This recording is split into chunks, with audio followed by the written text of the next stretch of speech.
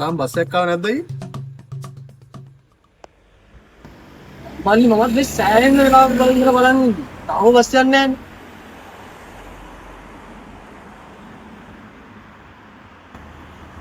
ෂේ.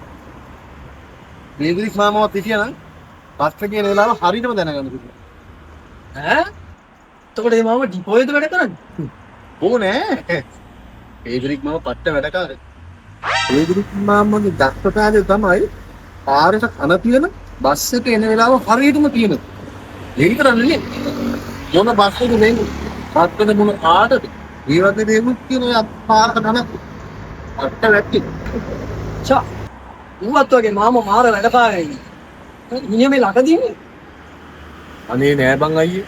මේදිරික් මාම මේ ළඟදී මලා. සල්ලෝ. මොන වෙලා? දවසක් පාරට කන තියෙනකොටම ඔලුව උඩින් බස් එකක් කියන්නේ